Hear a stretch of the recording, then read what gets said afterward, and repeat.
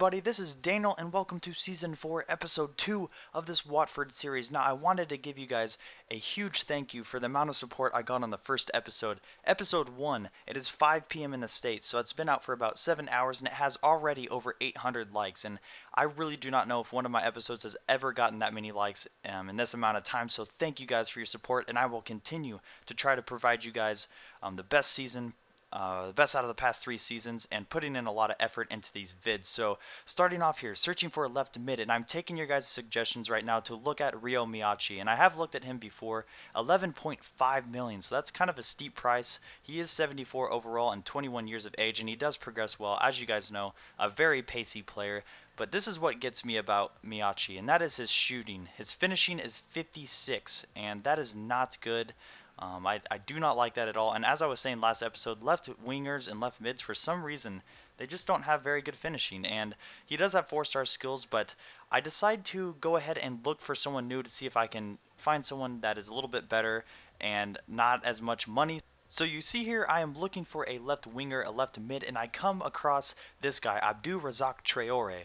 And look at those physical attributes, an absolute beast. But the thing is, this isn't what gets me about this guy. It's his finishing, a 74 finishing, and that's really good for a left winger. And he can also play a left mid position. His shot power is great also. Long shots are decent. He has 4-star skills, and he is 5'7", but he won't be actually going in for many headers, to be honest. You saw there a speedster and acrobat attribute, so I decide to put in a bid for him at 4.3 million to see what their club says about that. But we're going to start here.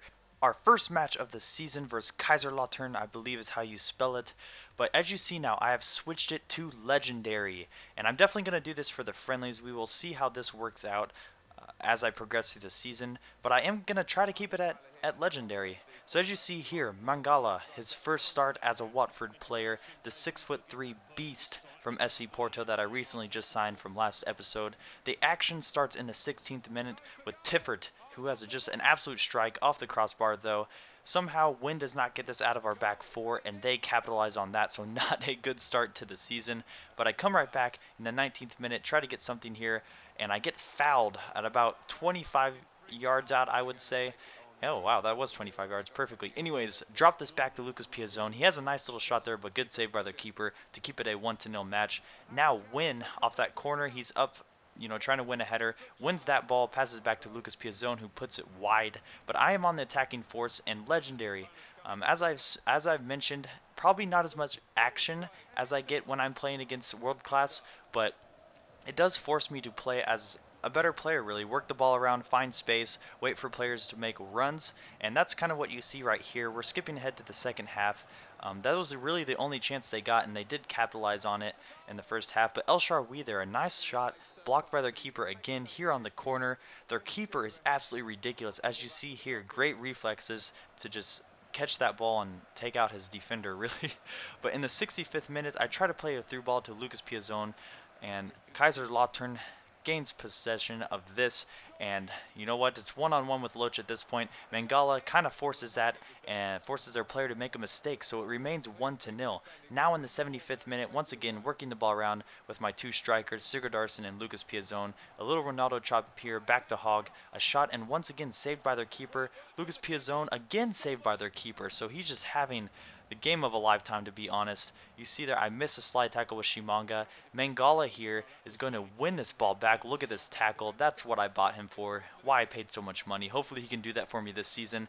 I'm going to try to go on the counterattack here. It's 3v3 as of right now, but a perfectly placed through ball over to Sigurdarsson. He's going to cut this one back inside. Whoa, voice just cracked. How about that?